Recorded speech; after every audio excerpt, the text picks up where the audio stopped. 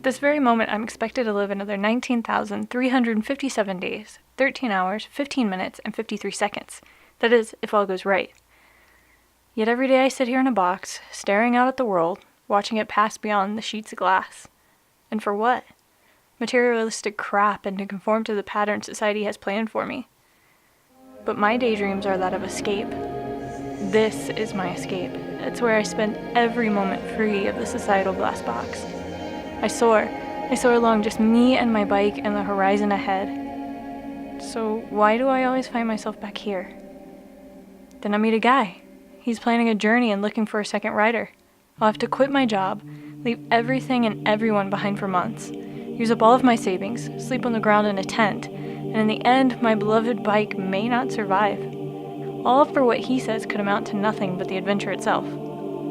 19,357 days, 13 hours, 15 minutes, and 2 seconds.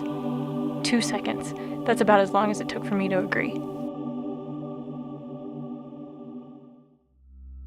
I find myself here again, riding through the desert with no direction.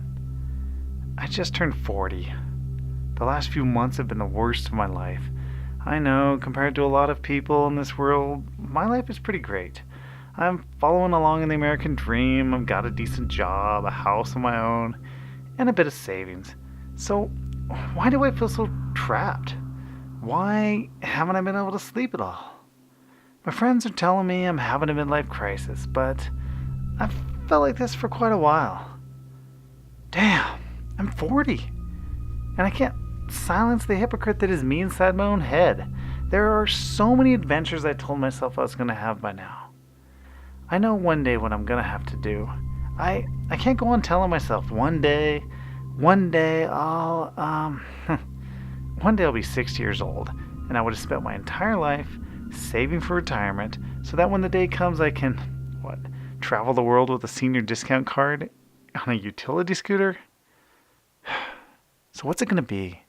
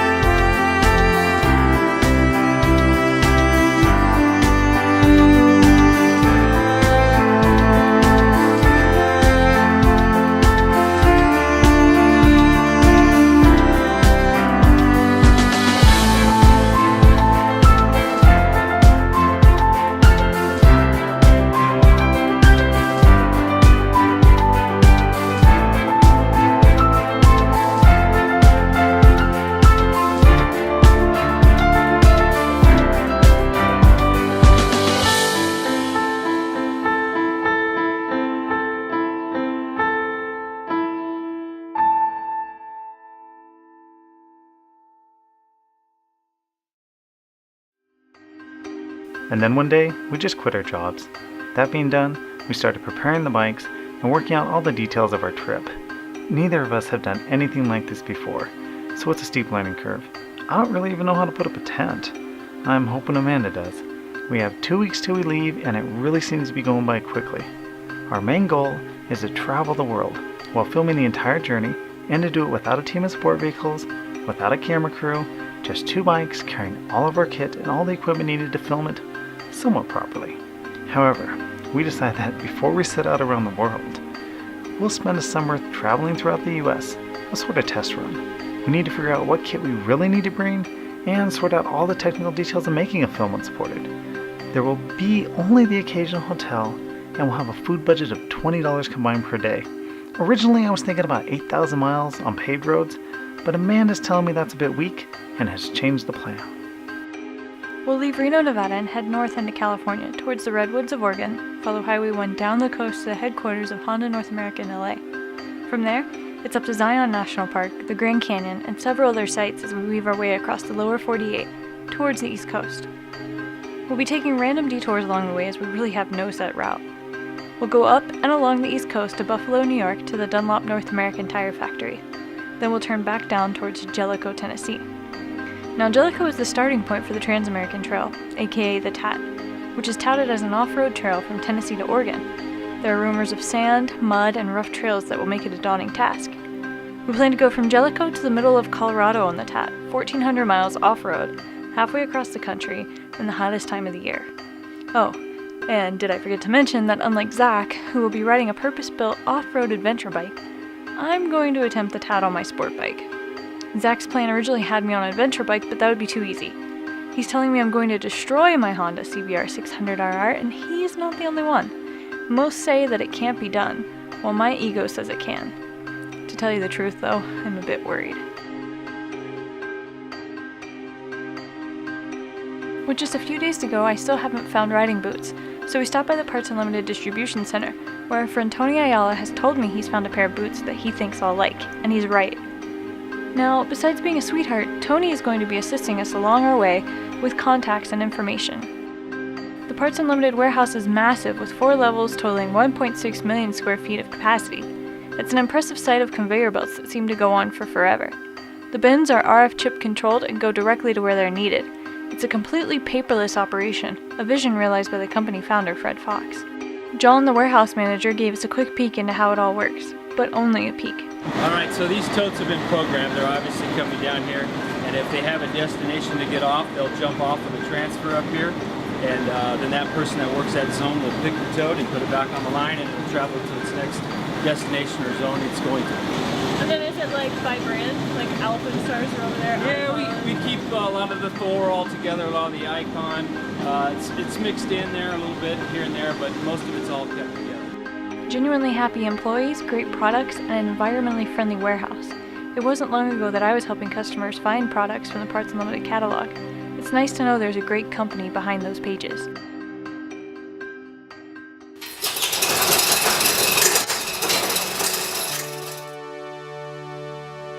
And then just like that, it's real. We're actually doing it. Watching objects become smaller than they appear in the mirror. My smile is more vast than the road ahead.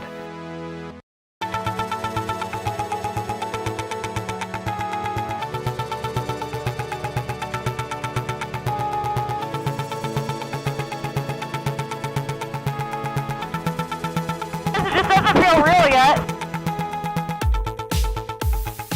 There it is, the road ahead, and we could ride for hours. Okay, it might take a bit getting used to.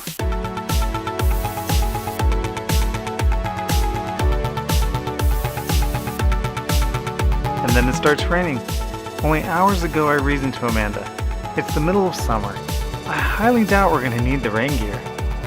Then it gets dark, we can't find the campground, we're soaked, and like all great adventurers, we